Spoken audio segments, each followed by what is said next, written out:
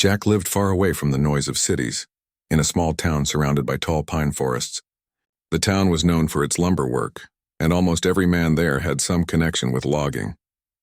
Jack himself was one of the strongest workers in the area. From morning until evening, the sound of axes striking wood and the rumble of saws filled the air, and Jack was always in the middle of it. His hands were rough, his shoulders broad, and his back strong from years of cutting, carrying, and stacking heavy logs. But behind this rough appearance was a man with a soft heart, a man who longed for companionship. Life in the forest had made him quiet. He was not the type to go to big gatherings or speak loudly in public. Most days he preferred to be out among the trees, listening to the wind as it passed through the branches. For him, the forest was not just a workplace. It was a home, a friend, and sometimes even a place of comfort when he felt lonely. The tall trees seemed to understand him, standing as silent witnesses to his life. But even among the beauty of nature, Jack often felt a deep emptiness in his chest. The townspeople respected Jack for his hard work, but they also viewed him as different. Some said he was too tall, too quiet, too rough around the edges to be the kind of man women wanted to marry. Others joked that he would spend his life only with sawdust and timber, never finding a family of his own. Jack laughed along sometimes, but the words stayed with him. He wanted to prove them wrong, not by force, but by finding someone who could share his life. He had tried in his own ways to meet women. Once a friend introduced him to a woman from a nearby village. She was polite, but told him gently that he seemed too big, too much like a mountain. Another time, he met someone at a town fair, but she disappeared after their first conversation. Jack did not blame them. He understood that his tall figure, broad shoulders, and quiet personality might not appeal to everyone. Still, each failed attempt made his loneliness sharper. Evenings were the hardest. After long hours of work, he would return to his small wooden cabin at the edge of town. The cabin was simple, with only a fireplace, a table, and a bed. The shelves held a few old books and tools, and the walls carried the smell of pine. Sometimes he would light a fire and cook a small meal, but most of the time he ate in silence. He often thought how nice it would be if someone sat across from him, someone who asked about his day, someone who laughed with him as they shared bread and soup. Jack also had dreams he rarely shared with others. He dreamed of building a life beyond just work, of raising children, of teaching them how to respect nature and live with honesty.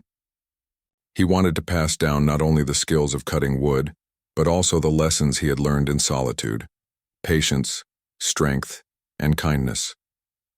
But without a partner, these dreams felt far away, like stars he could see but never reach. In the town, he became known as the lumberjack who kept to himself. Children watched him with wide eyes when he carried logs that seemed impossible for two men to lift. Some women admired his strength but also whispered that he was too rough, not gentle enough. Jack heard their whispers, but he kept working day after day. He told himself that one day maybe fate would surprise him. Then came the idea from one of his friends at the logging yard. "Jack," his friend said one evening, "you should try one of those bride agencies. They bring women from faraway places who want husbands.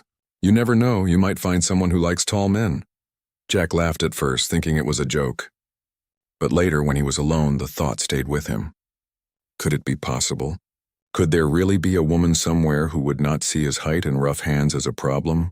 After weeks of hesitation, Jack quietly visited an agency office in a nearby city. He was nervous, unsure of how people would see him. The woman at the desk asked him questions about his life, his work, and what kind of wife he was looking for. Jack kept his answers simple. He said he did not care about beauty or wealth. He only wanted someone kind, someone who would accept him as he was. The agency worker looked at him with surprise. Many men asked for very specific things: appearance, age, even hobbies. Jack, however, only wanted acceptance. Back in his town, he carried on with his routine, though now there was a quiet hope in his heart. He began to imagine what it might be like to meet someone through the agency. Perhaps she would not laugh at his height. Perhaps she would see beyond his rough hands and notice his gentle nature. Jack knew he was not perfect, but he also knew he had much to give. Still, doubts haunted him. He thought of the women who had already turned him down.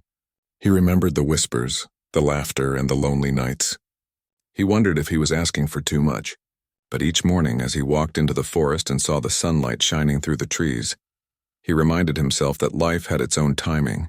He only had to wait for the right moment. Jack's story at this point was one of patience. He had lived years of solitude, carrying the weight of both logs and loneliness. Yet his heart remained open. He believed that somewhere in the world, someone was also waiting for him, just as he was waiting for her.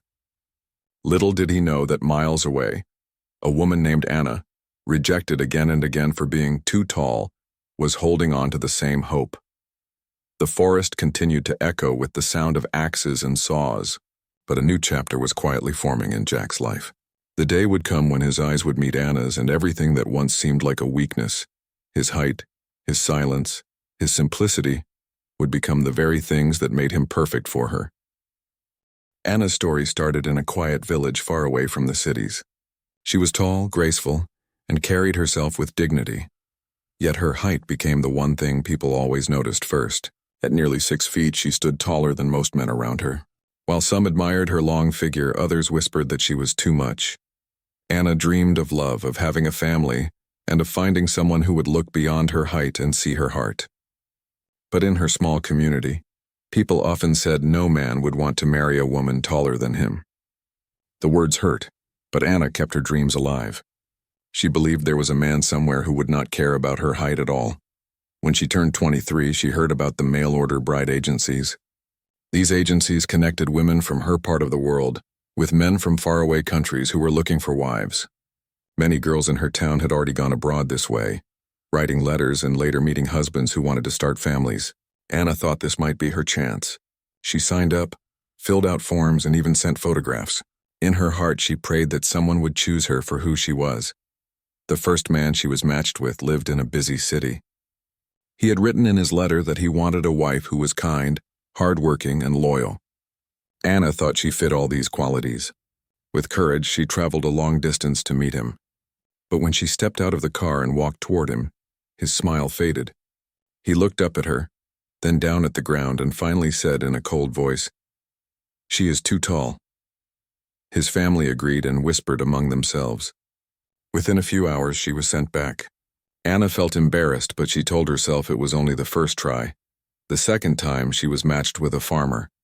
He wanted someone strong to help with his land. Anna thought perhaps this would work better since her height might be seen as a gift. But when she arrived, the farmer's sisters looked at her with disapproval. "She looks taller than him," one of them said. The farmer shook his head and told the agency he could not accept her. Once again, Anna was rejected.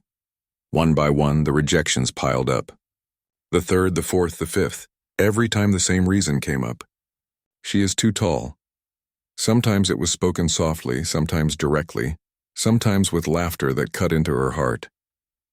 Each journey was long, tiring, and full of hope, but ended with her standing at the station with her suitcase, tears in her eyes. By the 10th time, she felt crushed. She had traveled so many miles only to be told again and again that her height made her unworthy of love. In her small town, people started gossiping. Some neighbors said she should give up. Others said she was foolish for thinking she could find a husband this way. Even her relatives began to whisper that maybe she should lower her expectations, or settle with someone much older, or accept that she might remain unmarried. Anna heard it all, but she refused to let her heart harden. Deep down, she believed she had value, even if no one else seemed to see it. At night, she would sit by her window and look at the stars. She thought about the kind of life she wanted. Not wealth, not luxury, but love. She dreamed of someone who would laugh with her, who would listen to her thoughts, and who would not flinch when he saw her standing tall. Every rejection had hurt her, but every time she wiped her tears, she told herself that her story was not over yet. Her family worried about her. Her younger cousins were already engaged, and they teased her playfully but sometimes cruelly. "Maybe you should marry a basketball player," one cousin joked. Anna smiled politely, but the words pierced her. She wondered if she was asking too much. She questioned herself, even blaming her long legs and tall frame for her loneliness.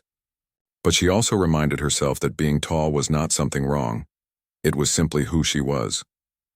The agency she worked with began to lose patience. "Anna, we cannot keep sending you out like this," one woman at the office told her. "Men want a certain type of bride. You are beautiful, but your height scares them. Maybe you should try something else." Anna's heart sank. She felt as though even the agency, which had promised to help her, was ready to give up on her. Still, she asked for one more chance. She remembered her father's words from childhood. He had once told her, "Anna, you are tall because you are meant to see farther than others. Never lower yourself for anyone." Those words became her strength. She carried them like a small flame inside her heart, protecting it from the cold winds of rejection. On the 10th rejection, when she came home with her suitcase heavier than before, she broke down. She sat in her small room, held her face in her hands, and cried until there were no more tears left. Yet after the storm of sadness, something inside her grew stronger. She realized she did not want just anyone to take her hand. She wanted the right person, someone who would not see her as too much but as just enough. Her life at this stage was filled with quiet pain but also quiet courage. Every time she was sent back, she learned something about resilience. Every rejection, though painful, carved her character deeper. She became strong, not just in body but in spirit. People could send her away 10 times, but they could not destroy her hope. She believed the 11th time might be different. Somewhere, somehow, someone would look at her and say, "This is the woman I have been waiting for."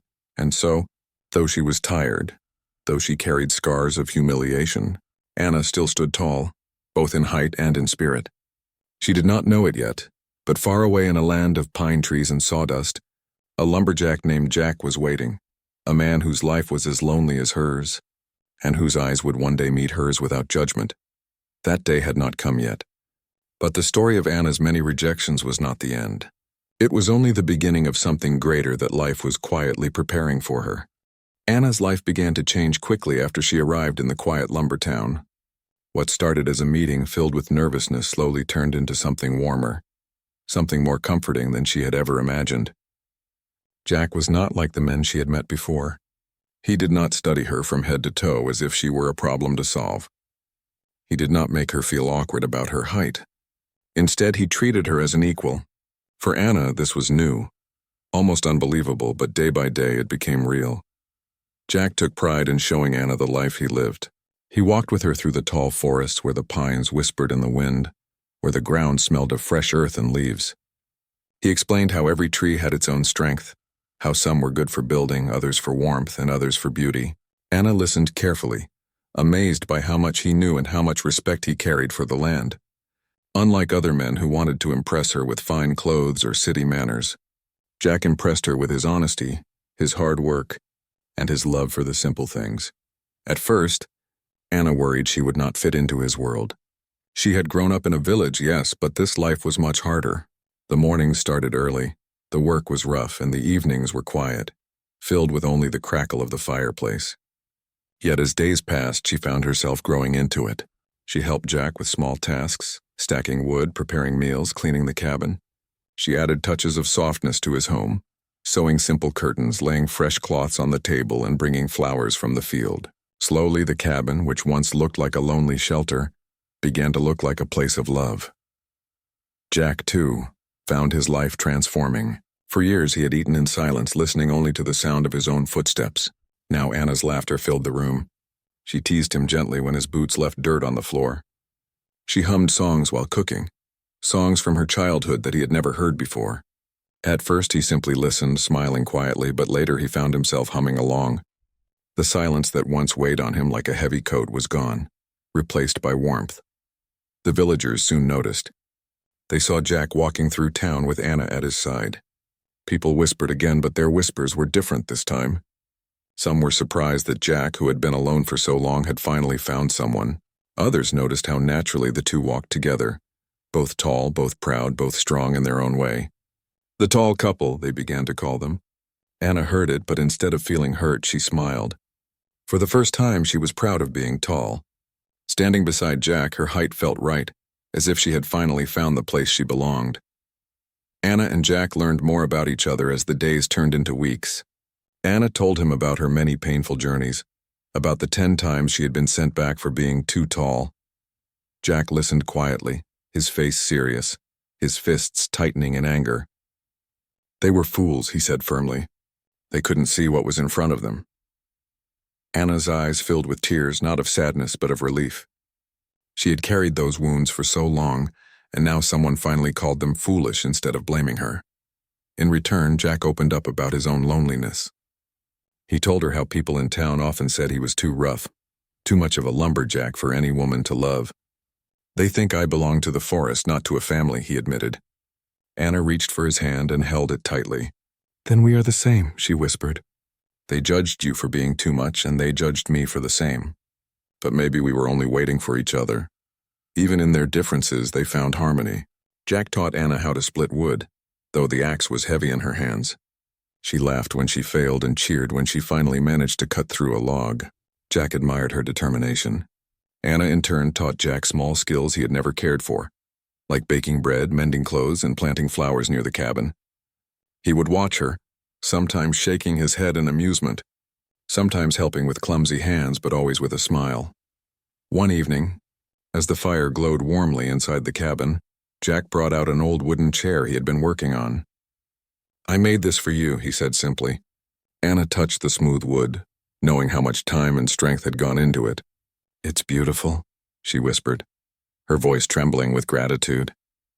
She realized in that moment that Jack's love was not shown through fancy gifts but through the work of his hands, through the care he put into every little detail.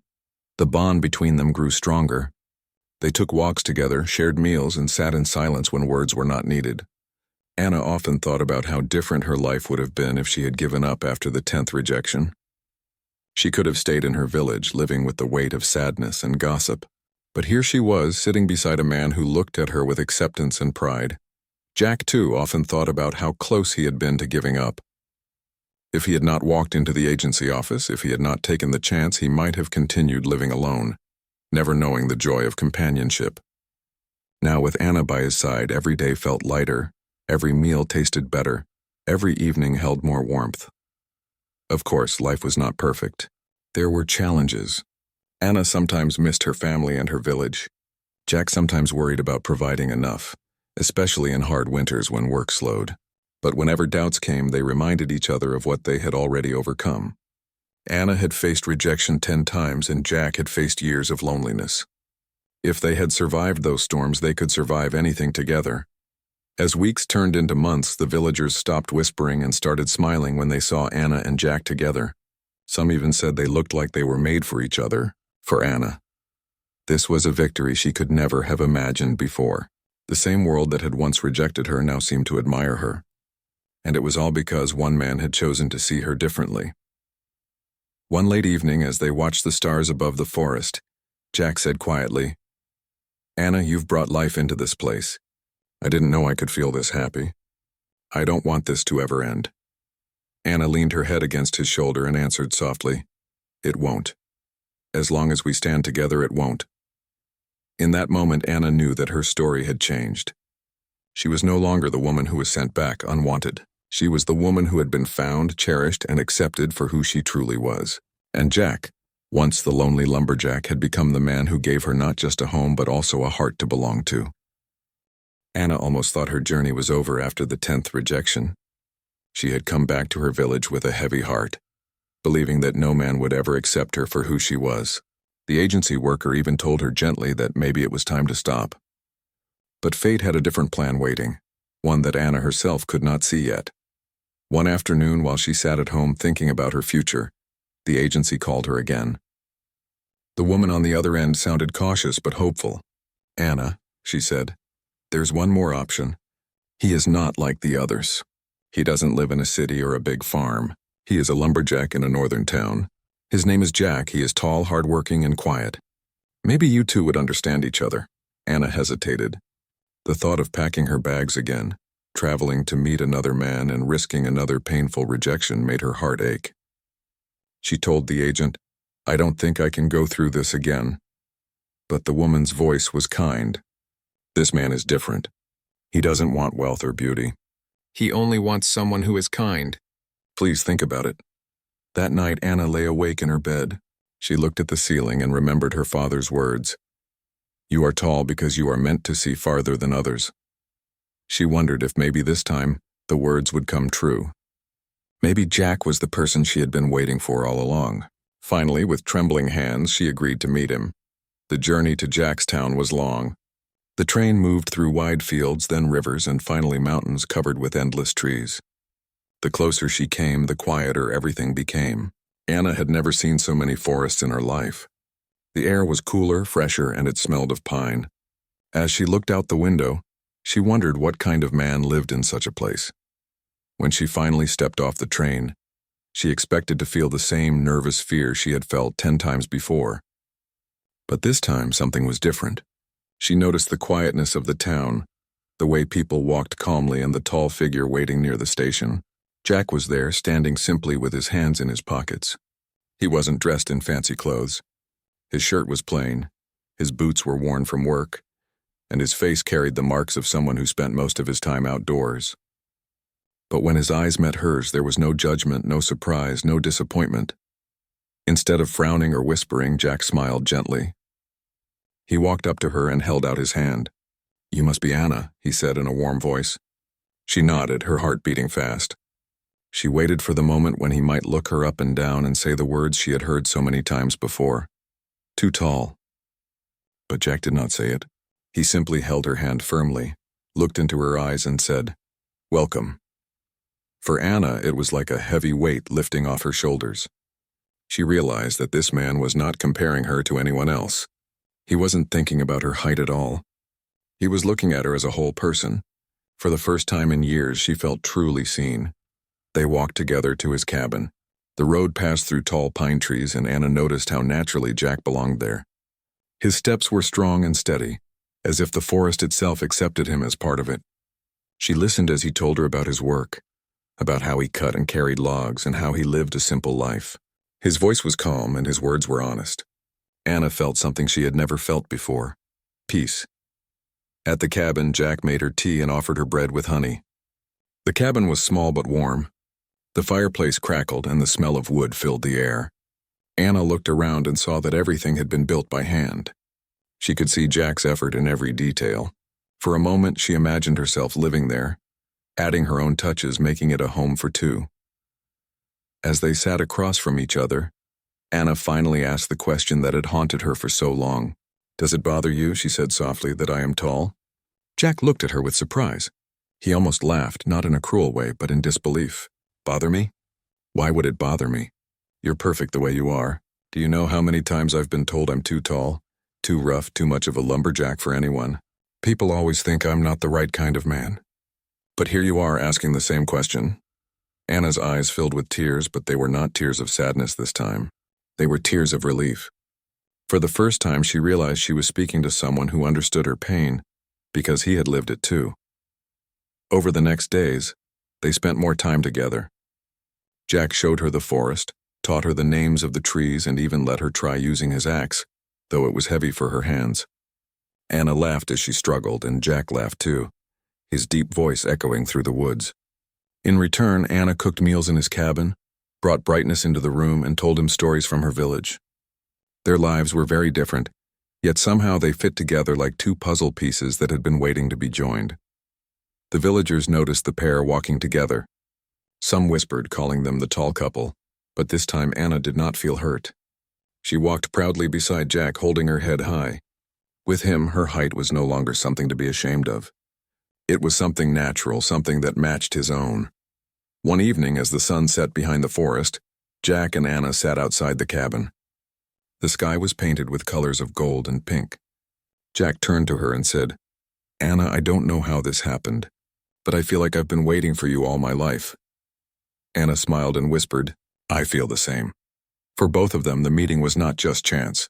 It felt like destiny. After all the pain, after all the rejections, Anna had finally found someone who did not see her as too tall, but simply as the woman she was meant to be. And Jack, after years of loneliness, had finally found the one person who could walk beside him without fear or judgment. It was only the beginning, but both of them knew deep inside that something special had started. A new chapter was opening in their lives, one filled with acceptance, kindness, and the promise of love that would grow stronger with time. The seasons passed in the little lumber town, and with each one, Anna and Jack's bond grew deeper. What began as two strangers meeting at a train station had slowly turned into a love story that even the townspeople could not ignore. Their days were filled with small routines: work in the forest, meals by the fire, and quiet evenings under the stars. Yet those routines became the very fabric of a life built together, strong and unshakable. As spring gave way to summer, the town buzzed with curiosity. Whispers turned into questions. When will Jack marry her? People who once doubted them now watched with admiration. Children followed them in the streets, smiling at the tall couple, as if their presence itself was something magical. Anna, who had once carried the weight of 10 painful rejections, now carried baskets of bread through the town with her head held high. No one dared laugh at her height anymore. Instead, they looked at her with respect, as if she had proven something not only for herself, but for every woman who had ever been judged unfairly. Jack, too, found himself walking taller than ever before. For years he had lived under the shadow of loneliness, believing perhaps he was not meant to share his life with anyone. Now, with Anna by his side, he felt complete. His cabin was no longer just a place to sleep. It was a home filled with warmth. Even the forest felt different. When he worked, he thought of Anna waiting for him, and the heavy logs seemed lighter. One evening, Jack decided it was time to take the next step. He carved a small wooden ring with his own hands, using a piece of pine from the forest. It was simple, but it carried his heart in every curve and line. He was not a man of many words, but he knew actions spoke louder. With the ring in his pocket, he invited Anna for a walk through the forest. The sun was setting, painting the sky with shades of gold and pink. They reached a clearing where wildflowers grew, and Jack stopped. He looked at Anna, his voice steady but soft. "Anna," he began, "I know life hasn't been easy for you. You've been turned away so many times, and I know my life hasn't been easy either. But when you came here, everything changed. You filled the silence, and you gave me more than I ever dreamed of. I don't have gold or jewels, but I have this." He pulled out the wooden ring and held it toward her. "Will you stay by my side, not just today, not just tomorrow, but for the rest of our lives?" Tears filled Anna's eyes. For a moment, she was speechless. The woman who had been told over and over that she was too tall now stood in front of a man who was asking her to be his forever. Her heart swelled with joy. She took the ring, slid it onto her finger, and whispered, "Yes, Jack, 1,000 times yes." The news of their engagement spread quickly through the town. This time there were no whispers of doubt, no cruel jokes. Instead, the villagers smiled and clapped Jack on the back. They hugged Anna and congratulated her warmly. The woman who had once been rejected 10 times had finally been chosen, not out of pity, not out of compromise, but out of genuine love. Their wedding was simple, but beautiful. It took place in the small wooden church at the edge of the forest. The pews were filled with townspeople, all eager to witness the moment. Anna wore a plain white dress that she had sewn herself, and Jack wore his best shirt and boots, freshly polished. There were no grand decorations, no expensive music, but there was sincerity in every detail. When Anna walked down the aisle, heads turned not because of her height, but because of her grace. She stood tall, proud, and radiant, her long figure no longer a mark of shame but a crown of dignity. Jack waited at the altar, his eyes shining with pride. When she reached him, he took her hand firmly, and together they exchanged vows. Their promises were simple: to stand by each other, to share burdens and joys, to build a life together no matter the challenges. As they left the church, the townspeople cheered. Some even said it was the most touching wedding they had ever seen. Outside, under the tall pine trees, Anna and Jack shared their first kiss as husband and wife, with the forest itself seeming to bless their union. Life after marriage was not without struggles, but the struggles felt lighter because they faced them together. Winters in the lumber town were harsh, with snow covering the ground and winds rattling the cabin. But Anna and Jack made the cold bearable with warmth from their fire and laughter in their hearts. Summers brought long days of hard work, but evenings were spent sitting outside, enjoying the fresh air and each other's company. Anna often thought back to her past. She remembered the sting of rejection, the pain of hearing the same cruel words again and again, but now those memories no longer made her cry. Instead, they reminded her of how far she had come. "If I hadn't been sent back," she would sometimes say, "I never would have found my way here. To you." Jack would smile, squeeze her hand, and reply, "And if I hadn't waited all those years, I wouldn't have been ready for you." Together, they became an example in the town. People began telling their story to others, especially young couples. It was told as a lesson that love is not about appearances, not about fitting into someone else's expectations, but about finding the one person who sees your worth when no one else does. Anna and Jack became a living reminder that rejection is not the end, but sometimes the beginning of something greater. Years later, when children ran through their cabin yard and laughter echoed in the forest, Anna often looked at her life with gratitude. She had once been called too tall like it was a curse, but standing beside Jack, raising a family and living a life of love, she knew it was never a curse at all. It was simply the way life had shaped her journey toward the man who was just right for her.